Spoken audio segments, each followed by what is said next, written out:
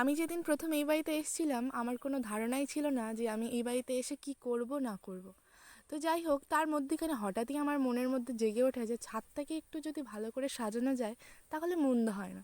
তো সেই জন্য কিন্তু ছাদে এত এত যে গাছ দেখতে পাও, সেগুলো কিন্তু সবই আমি বিয়ের পরেই করেছিলাম। আমি আমার বাড়ি থেকে নিয়ে গিয়ে ওইখানে লাগিয়েছিলাম। অনেক গাছ আমাকে কেউ কেউ এনেও দিয়েছিল।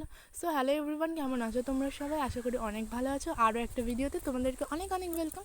আজকে ওয়েদারটা তো ভীষণই ভালো ছিল, একটু ঠান্ডা ঠান্ডার মধ্যে ছিল, হাওয়াটা তো বেশ সুন্দর লাগছিল গরমের মধ্যে। তো যাই হোক, আমার যে লঙ্কা গাছটা দেখতে পাচ্ছ, লঙ্কা গাছটাতে কিন্তু অনেক ফুল এসছে আর অনেক লঙ্কাও কিন্তু খাওয়া হয়েছে। তার মধ্যেখানে এই যে পাকা লঙ্কাগুলো অবশিষ্ট, এগুলো কিন্তু শুকনো করা হয়েছে। আমাদের না আরও একটা জিনিস চাষ করা হয়েছিল বুঝলে, সেগুলো হলো গিয়ে সূর্যমুখী। আর গাছে যদিও ভরে ভরে লঙ্কা হয়েছে, সূর্যমুখীটাও তোমাদের একবার দেখাই। এই যে সূর্যমুখী ফুলগুলো দেখতে পাচ্ছ, যখন গাছে হয়ে থাকে তখন কত না অপূর্ব লাগে বলো।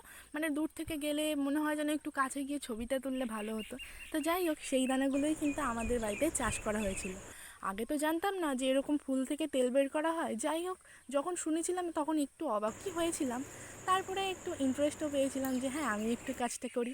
তো যাই হোক, দানাগুলো ছাড়ানোর পরে, দানাগুলো ভেঙে না, মানে ভাঙানোর পরেই কিন্তু তেলটা করা হবে।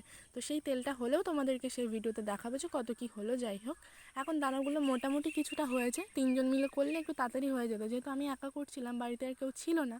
তো যাই হোক, একটু তাড়াতাড়ি করে করতে হচ্ছিলো। আর ফুলগুলো দেখো জাস্ট কত বড় বড়, মানে একটা মুখ আমার পুরো ঢেকে দিচ্ছিলো একটা ফুলে।